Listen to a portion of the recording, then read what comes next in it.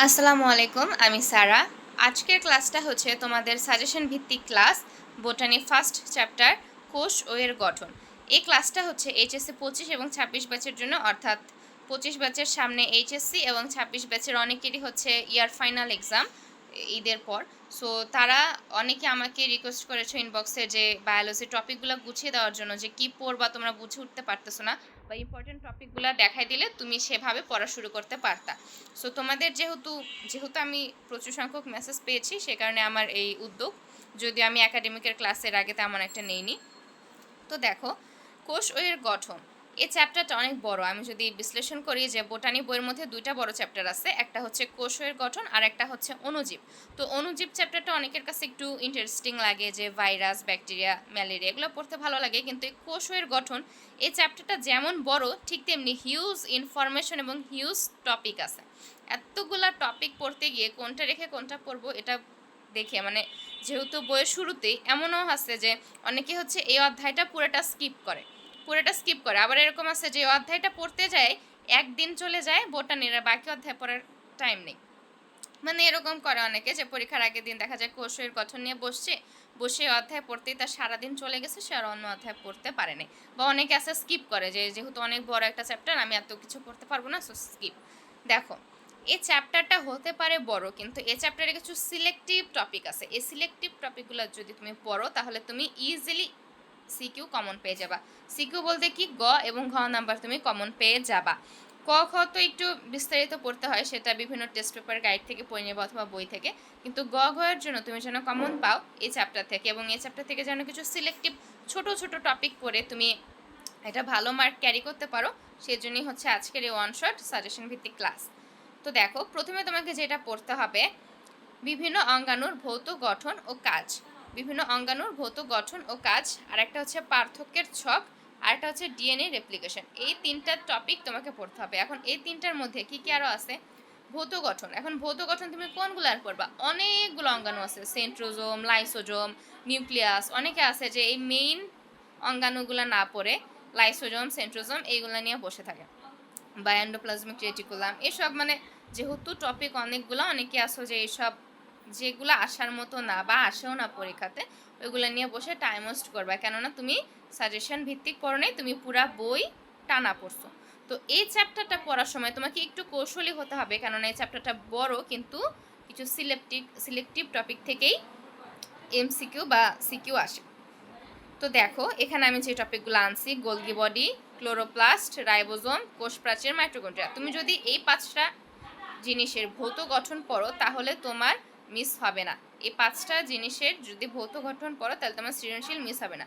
সাথে আরেকটা জিনিস পড়তে হবে, ফ্লুইড মোজাইক মডেল, এটা হচ্ছে কোষ ঝিল্লির একটা মডেল, আর একটা হচ্ছে কোষ ঝিল্লির কাজ, এটাও পড়তে হবে। এবং এই বলতে পারো 6টা টপিক, এই 6টা টপিকের ভৌত গঠন এবং কাজ তোমায় পড়তে হবে।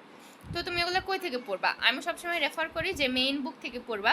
বায়োলজিটা গাইড বা টেস্ট পেপার থেকে পড়া আমি পছন্দ করি না, সবসময় মেইন বুক থেকে রিল্যাক্সে চিত্র দেখে বুঝে বুঝে পড়া যায়। তো চলো আমরা একটু মেইন বুক থেকে টপিকগুলো দেখে আসি। এটা যেহেতু সাজেশন ভিত্তিক ক্লাস, সো আমি হচ্ছে বেশি একটা বেসিক থেকে বুঝাবো না, জাস্ট আমি দেখাবো যে তুমি কোন জায়গা থেকে পড়বা। খেয়াল করো, প্রথমে আমাদের আছে হচ্ছে গোলগি বডি, ক্লোরোপ্লাস্ট, রাইবোজোম। আচ্ছা চলো আমরা প্রথমে না হয় কোষ ঝিল্লিতে যাই, যেহেতু কোষ ঝিল্লিটা প্রথমে আছে বইতে। এখান থেকে আদিকোষ এবং প্রকৃত কোষের মধ্যে যে পার্থক্যটা, এটা মূলত এমসিকিউতে আসে বেশি। তোমার যে অপরণ কিসের একক, তারপর আদিকোষের রাইবোজোম কত এস, 70s না 80s, এগুলো হচ্ছে এমসিকিউর জিনিস। সিকিউতে এটা একটু কম আসে, আদিকোষ এবং প্রকৃত কোষের পার্থক্য, কারণ এটা সিকিউতে দেওয়ার মতো কোনো উদ্দীপক নাই। তোমায় বুঝতে হবে যে কোন জিনিসটা সিকিউতে আসবে। মনে করো আদিকোষ আর প্রকৃত কোষ যে দিবে, এটা তেমন একটা উদ্দীপক বা সেভাবে ক্রিয়েট করা যায় না। বা এটা যদি মনে করো ঘ নাম্বারে দিল, হ্যাঁ, কিন্তু গতে কি দিবে এরকম কোনো কিছু কিন্তু এই বইতে নাই। যেমন মনে করো এই যে কয়েকটা টপিক, গতে দিতে পারে কোষ প্রাচীরের গঠন, ঘতে দিতে পারে কোষ প্রাচীরের কাজ, অর্থাৎ গ নাম্বারে দিতে পারে, হ্যাঁ, গ নাম্বারে দিতে পারে ভৌত গঠন, ঘ নাম্বারে দিতে পারে কাজ। এইভাবে হচ্ছে সিকিউগুলো টিচাররা বানায়। এখন এইটার যে পার্থক্যটা, এটা ডিরেক্ট এত কষ্ট করে মুখস্থ করার দরকার নেই, যদি করো 5-6টা করো, এমসিকিউ এর জন্য এটা গুরুত্বপূর্ণ। এবার আমরা চলে যাই হচ্ছে কোষ প্রাচীরে। তো কোষ প্রাচীরের ভৌত গঠনটা তোমাদের লাগবে। এই যে ভৌত গঠন, এখান থেকে শুরু করে তুমি হচ্ছে কূপ এলাকা পর্যন্ত দিতে পারো। হ্যাঁ, কূপ এলাকা পর্যন্ত তুমি পড়ার সময় পুরাটা পড়বা, লেখার সময় দেখা যায় অনেক কিছু মিসিং হয়ে যায়, লেখার টাইমে অনেক কিছু মিসিং হয়ে যায়। সো পড়ার সময় বারবার পড়বা, পুরোটুকু পড়বা, আর সাথে চিত্রটা দিবা। তো কোষ প্রাচীর থেকে যেটা পড়ার জিনিস, যে কোষ প্রাচীর প্রধানত 3টা স্তরে বিভক্ত আমরা জানি, মধ্য পর্দা, প্রাথমিক পর্দা, আর একটা হচ্ছে সেকেন্ডারি পর্দা বা প্রাচীর। তো প্রথম স্তরটাই হচ্ছে মধ্য পর্দা। এই যে কালো কালো রঙের স্তরটা দেখতেছো, এটা হচ্ছে মধ্য পর্দা। এই মধ্য পর্দার উপরে তোমার দেখো মাইটোটিক কোষ বিভাজন টেলোফেজ পর্যায়ে হচ্ছে মধ্য পর্দায় সূচনা ঘটে। সাইটোপ্লাজম থেকে আসা ফ্র্যাগমোপ্লাস্ট এবং গোলগি বডি থেকে আসা পেকটিন জাতীয় ভেসিকলস মিলিতভাবে এরা মধ্য পর্দা সৃষ্টি করে। তো পেকটিক অ্যাসিড বেশি থাকার কারণে প্রথম দিকে জেলের মতো থাকে। তো কোষপ্রাচীর যে স্তরটি দুটি পাশাপাশি কোষের মধ্যবর্তী সাধারণ পর্দা হিসেবে কাজ করছে, সেটাকেই বলা হচ্ছে মধ্য পর্দা। এবং দ্বিতীয় স্তরটি হচ্ছে প্রাথমিক প্রাচীর। এই মধ্য পর্দার উপরে cellulose, hemicellulose, lignin, cellulose, cellulose, glycoprotein এগুলো হচ্ছে জমা হয়ে এই প্রাথমিক প্রাচীরটা গঠন করে এবং এই প্রাথমিক প্রাচীরের উপর আবার সেকেন্ডারি প্রাচীর সৃষ্টি হয়। তো এই টপিকটা একটু পড়লা।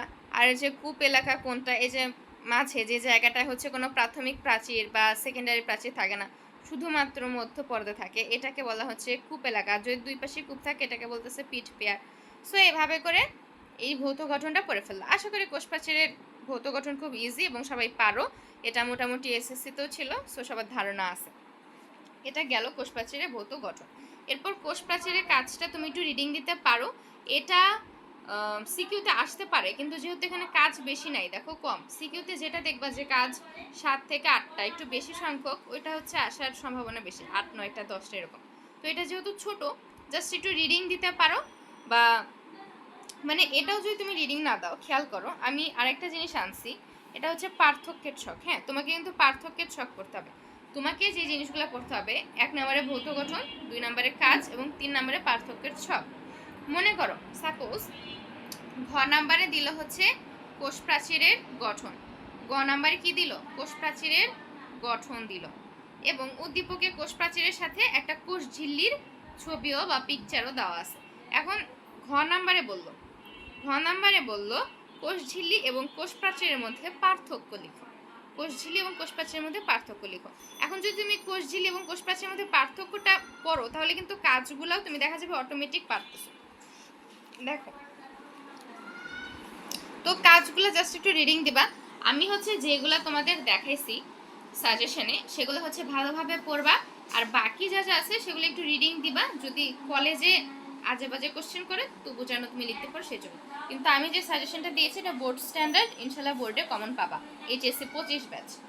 তো দেখো এখানে আছে হচ্ছে কোষ প্রাচীর এবং কোষ ঝিল্লির মধ্যে পার্থক্য, এটা তোমাকে পড়তে হবে। হ্যাঁ, যে কোষ প্রাচীর হচ্ছে নির্জীব আর কোষ ঝিল্লি হচ্ছে সজীব। এরপর কোষ প্রাচীর হচ্ছে শুধুমাত্র কিন্তু উদ্ভিদের বৈশিষ্ট্য, আর কোষ ঝিল্লি প্রাণী উদ্ভিদ উভয়ই থাকে। কোষ প্রাচীরটা কি দিয়ে তৈরি, সেলুলোজ দিয়ে তৈরি, আর কোষ ঝিল্লি হচ্ছে প্রোটিন এবং লিপিড দিয়ে তৈরি। প্রোটিন মানে তোমরা জানো আমিষ, আর লিপিড মানে হচ্ছে চর্বি।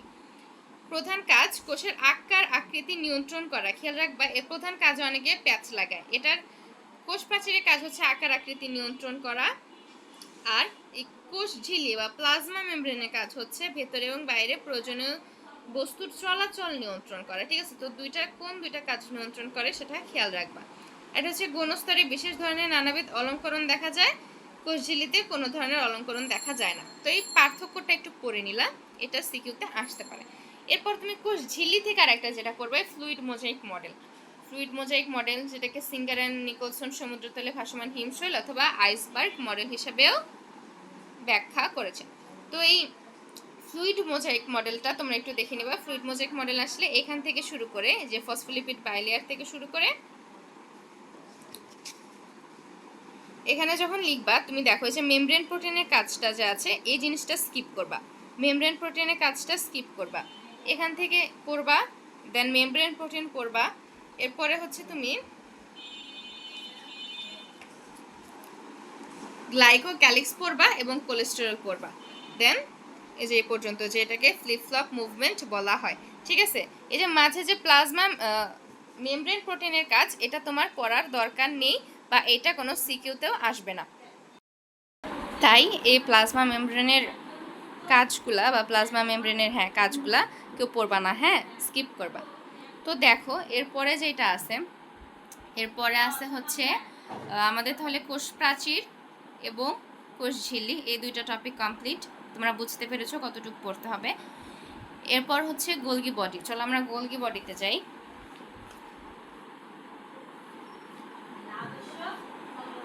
আচ্ছা, গোলগি বডির আগে আমি রাইবোজোমটা দেখাই। এখানে হচ্ছে রাইবোজোমের গঠন এবং কাজ আমাদের পড়তে হবে, এটা খুবই গুরুত্বপূর্ণ। তো রাইবোজোমের গঠনটা যখন আসবে তুমি একদম চিত্রটা অবশ্যই দিবা, ঠিক আছে? রাইবোজোমের গঠন যখন করবা তখন অবশ্যই চিত্রটা দিবা। এবং এখানে খেয়াল করো, রাইবোজোমের গঠনটা আছে হচ্ছে এখানে আকৃতি এবং ভৌত গঠন এবং রাসায়নিক গঠন। এই রাসায়নিক গঠনটা তেমন একটা দেওয়ার দরকার নাই, আকৃতি এবং ভৌত গঠনটা যা আছে এটা দিবা। এবং এই শুরুর দিকে আরও কিছু কথাবার্তা আছে যে রাইবোজোমের কোনো আবরণী নেই, এটা মানে কীরকম দেখতে, বা রাইবোজোমের সংজ্ঞাটা, এগুলো হচ্ছে এখান থেকে দিলা। এরপরে হচ্ছে আকৃতি এবং ভৌত গঠনটা এইখান থেকে দিবা। দেওয়ার পর রাইবোজোমের চিত্রটা এঁকে দিবা, তাহলে হচ্ছে রাইবোজোমটা কমপ্লিট হয়ে যাবে। এরপর দেখো রাইবোজোমের কাজটা পড়বে এখান থেকে। আমরা কি জানি যে রাইবোজোমের প্রধান কাজই হচ্ছে প্রোটিন সংশ্লেষ করা। তো রাইবোজোমকে বলা হয় প্রোটিন ফ্যাক্টরি। এছাড়াও গ্লুকোজের ফসফোরাইলেশন এবং স্নেহ জাতীয় খাদ্যের বিপাক করে থাকে রাইবোজোম। তো এখান থেকে রাইবোজোমের কাজগুলো পড়বা, এবং রাইবোজোমের কাজগুলো যদি কোশ্চেনে আসে তখন 1 2 3 4 মানে 1 2 3 4 এভাবে করে তুমি পয়েন্ট আকারে গুছায় দিবা, ঠিক আছে? তাহলে গেল আমাদের রাইবোজোমের কাজ। তো এরপর দেখো, এরপরে আমাদের যদি রাইবোজোমটা কমপ্লিট হয়ে যায়, এরপরে আছে হচ্ছে আমাদের গোলগি বডি এবং ক্লোরোপ্লাস্ট আর মাইটোকন্ড্রিয়া। খেয়াল করো, এই যে রাইবোজোমের পরে আমরা পেয়ে যাবো গোলগি বডি, যেটাকে বলা হয় কার্বোহাইড্রেট ফ্যাক্টরি। তো গোলগি বডির ভৌত গঠনটা দিবা এখান থেকে। আমার বইটার অবস্থা একেবারেই খারাপ, যাই হোক দেখো। তো গোলগি বডির ভৌত গঠনটা দিবা এইখান থেকে।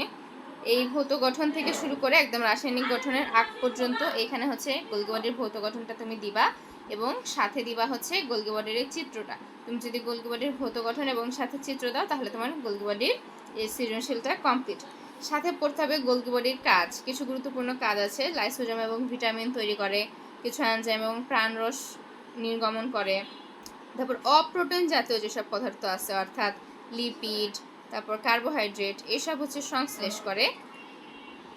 এছাড়াও গুরুত্বপূর্ণ কাজ আছে যে উদ্ভিদ কোষে গোলগি বডিকে বলা হয় কার্বোহাইড্রেট ফ্যাক্টরি, কেননা তারা বিভিন্ন ধরনের পলিস্যাকারাইড সংশ্লেষণ করে, শুক্রাণুর অ্যাক্রোজোম গঠনে সহায়তা করে। তো এই গুরুত্বপূর্ণ কাজগুলো তুমি যদি দিয়ে দাও, তাহলে গোলগি বডির কাজ কমপ্লিট। তো এখান থেকে এই পড়তে হবে। লাইসোজোম থেকে তুমি লাইসোজোমের কাজটা শুধু রিডিং দিতে পারো। লাইসোজোমে এত কিছু তোমার সৃজনশীলের জন্য দরকার নেই, কিন্তু লাইসোজোম থেকে অনেক কিছু আছে। যেমন আমার বইটা যদি তুমি দেখতে পাও, তাহলে এখান থেকে তুমি দাগায় নিতে পারো, অর্থাৎ ক্লাস দেখে তুমি তোমার নিজের বইতে দাগায় নিতে পারো। এমসিকিউর জন্য খুবই গুরুত্বপূর্ণ, কিন্তু সিকিউতে তেমন আসার মতো কিছু নাই। আর লাইসোজোমের কাজটা ঘতে তেমন একটা আসে না, কিন্তু খ নাম্বারে আসে। কিসে আসে? খতে আসে। তো খয়ের জন্য তুমি লাইসোজোমের কিছু গুরুত্বপূর্ণ কাজ দেখতে পারো, সবগুলো কাজ দেখার দরকার নেই, কিছু গুরুত্বপূর্ণ কাজ দেখতে পারো, ঠিক আছে? তো গেল। এরপরে যে এন্ডোপ্লাজমিক রেটিকুলাম, এটা তুমি জাস্ট রিডিং দিবা, এটা সিকিউ এর জন্য একদমই ইম্পর্টেন্ট না।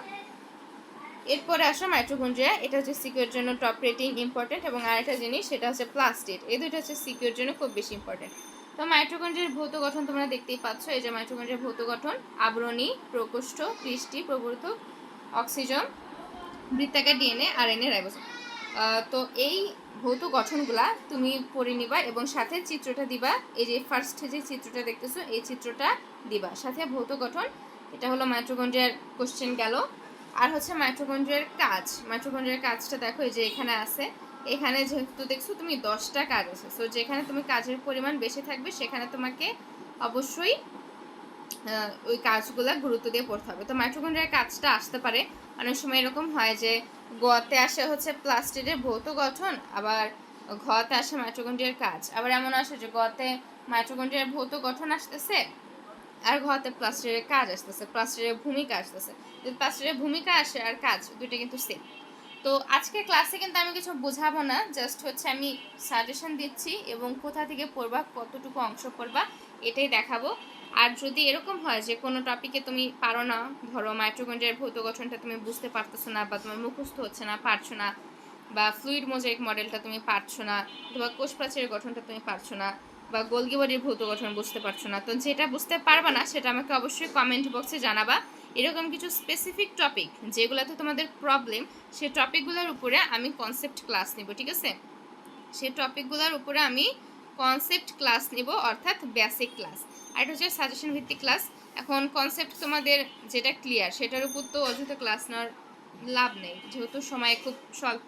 সো যে কনসেপ্টগুলো বা যে টপিকগুলোতে তোমাদের প্রবলেম সেগুলোর নাম তোমরা কমেন্ট বক্সে জানাবা, তাহলে সেই টপিকের উপর আমি আলাদা ক্লাস দিব। এটা যেহেতু সাজেশন ক্লাস, তাই আমি এখানে বেসিক বোঝানোর ক্ষেত্রে যাচ্ছি না। তাহলে মাইটোকন্ড্রিয়ার কাজগুলো এখান থেকে পড়ে নেবা। এরপর আসতে হবে প্লাস্টিড।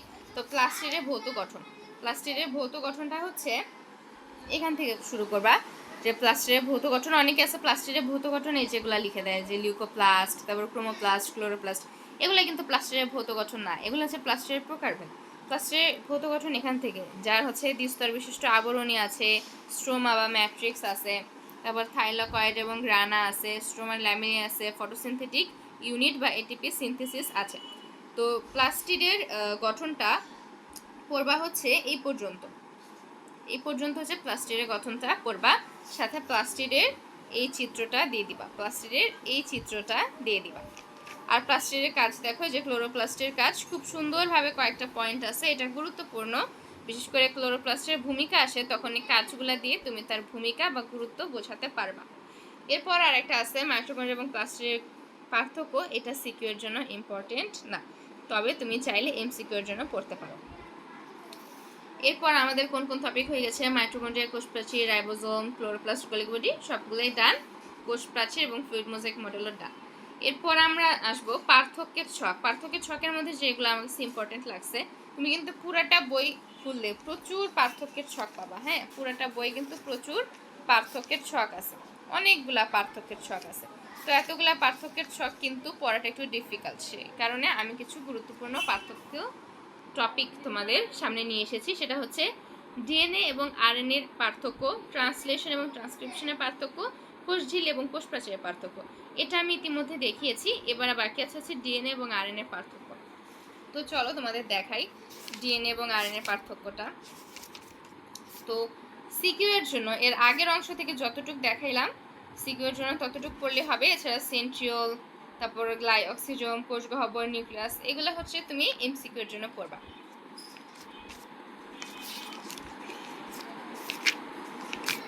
তো দেখো এই যে এখানে হচ্ছে ডিএনএ এবং আরএনএ পার্থক্য আছে, এখানে অনেকগুলো আছে, এখান থেকে তুমি তোমার পছন্দ মতো, হ্যাঁ তোমার পছন্দ মতো 6টা টপিক যদি পার্থক্যের ছকে দেখিয়ে দাও তাহলে তুমি ঘতে মার্কস পাবা। এটা বিশেষত ঘ নাম্বারে আসে, ডিএনএ এবং আরএনএর মধ্যে পার্থক্য।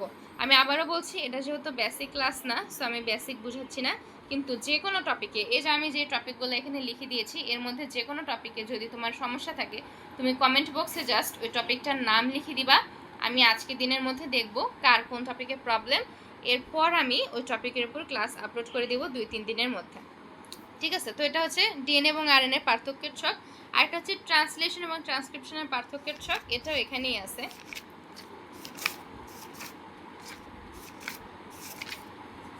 এই যে ট্রান্সলেশন এবং ট্রান্সক্রিপশনের পার্থক্যের ছক, এটা খুবই ইজি, 5টা পয়েন্ট করবা, সুন্দরভাবে সিকিউতে লিখে দিবা। এটা যেমন ঘতে আসে ঠিক তেমনি খতেও আসে, ঠিক আছে? যেহেতু 2টা টপিকেই আসে বা 2টা কোশ্চেনে আসে, তো এটা খুবই গুরুত্বপূর্ণ, ট্রান্সক্রিপশন এবং ট্রান্সলেশনের মধ্যে পার্থক্য। এটা যদি সাপোজ মনে করো ঘতে আসে, যে ট্রান্সক্রিপশন এবং ট্রান্সলেশনের মধ্যে পার্থক্য, তাহলে গতে কি আসে জানো? গতে আসে হচ্ছে ডিএনএ রেপ্লিকেশন। ঘতে কি আসে? DNA replication. এই দেখো, এই যে ডিএনএ অণুর রেপ্লিকেশন। এখানে দেখো 3টা যে টাইপ, সংরক্ষণশীল অনুকল্প, অর্ধ সংরক্ষণশীল অনুকল্প, বিচ্ছুরণশীল অনুকল্প। তো এখান থেকে হচ্ছে ডিএনএ রেপ্লিকেশনটা তুমি করে নিবা, ঠিক আছে? এটা যেমন কোশ্চেনে আসে। আর একটা জিনিস আসে, ওটা হচ্ছে ডিএনএ এবং আরএনএর ভৌত গঠন, এটাও আসতে পারে। আচ্ছা, যদি ডিএনএ রেপ্লিকেশনটা আসে তাহলে তুমি এখান থেকে করে নিবা, ঠিক আছে? আরেকটা আসে হচ্ছে ডিএনএ এবং আরএনএর ভৌত গঠন। খেয়াল করো, যদি ডিএনএর ভৌত গঠন আসে তাহলে তুমি এই যে এখানে আছে, এখান থেকে তুমি ডিএনএ অণুর ভৌত গঠনগুলা পড়ে নিজের মতো করে লিখে দিবা। আর যদি আরএনএর ভৌত গঠনটা আসে তাহলে বিশেষত এই যে এগুলো আসে, যে আরএনএ, তারপর জিআরএনএ, এমআইআরএনএ,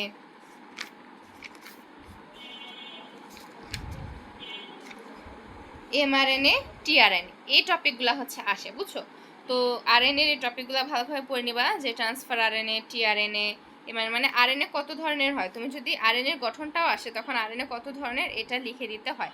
সো এই টপিকগুলা ছোট ছোট করে, এত বড় করে তো লিখবে না, জাস্ট টপিকের নামগুলো ঠিক থাকবে, যে কয়েকটা আছে, যে এমআরএনএ, টিআরএনএ, আরআরএনএ, জিআরএনএ এবং এমআইআরএনএ, যতগুলো টপিক আছে ততগুলো টপিক তুমি নামগুলো লিখে ভেতরে ছোট ছোট করে লিখে দিবা। এগুলো ঠিক আছে, এগুলো একটু বড় আছে, তুমি একটু ছোট করে সংক্ষেপ করে লিখে দিবা।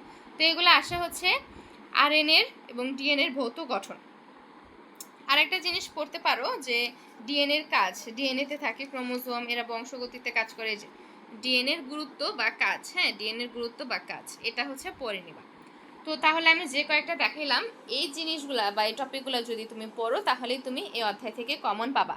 দেখা যায় যে অনেকে অনেক এক্সট্রা জিনিস পড়ে, যার কারণে হচ্ছে তাদের কাছে এই টপিক বা এই চ্যাপ্টারটা অনেক লং মনে হয়, আসলে লং না, মানে চ্যাপ্টার বড় কিন্তু সিকিউর জন্য কিছু সিলেক্টিভ টপিক পড়লেই হয়ে যায়।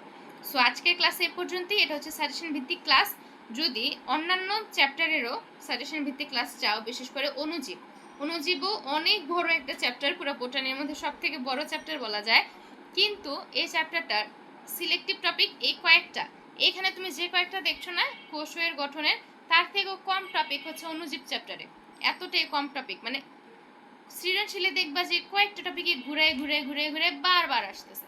তো অনুজীব চ্যাপ্টারটা নিয়ে পরে দেখাবো, কোষ বিভাজন অনুজীব, আরও শর্ট সিলেবাসের যে কয়টা চ্যাপ্টার আছে সব কয়েকটাই দেখাবো। আর 26 ব্যাচের জন্য তো ফুল সিলেবাসও লাগবে, প্রথমে আগে শর্ট সিলেবাসটা কভার দিব 25 ব্যাচের জন্য, যেটা ইমার্জেন্সি, এরপরে হচ্ছে লং সিলেবাস কভার দিব। সো তোমাদের নেক্সট কোন চ্যাপ্টারের সাজেশন ভিত্তিক ক্লাস দরকার, এবং এখানে আমি যে টপিকগুলো দিছি কোন টপিকটার উপর বেসিক ক্লাস দরকার, এটা তোমরা কমেন্টে জানাবা এবং বন্ধুদের সাথে শেয়ার করবা এই ক্লাসটা, এবং অবশ্যই আমাদের ইউটিউব চ্যানেল এবং ফেসবুক গ্রুপ সাবস্ক্রাইব করে রাখবা, ফেসবুক গ্রুপে জয়েন দিবা, ঠিক আছে? তো অবশ্যই সাবস্ক্রাইব করবা, যদি সাথে থাকো তাহলে পাশে পাবা। সো আজকের ক্লাসটা এই পর্যন্তই, এবং সবাই অবশ্যই সাবস্ক্রাইব করবা, সাবস্ক্রাইব করতে ভুলবা না। তো খুদা হাফেজ, আসসালামু আলাইকুম।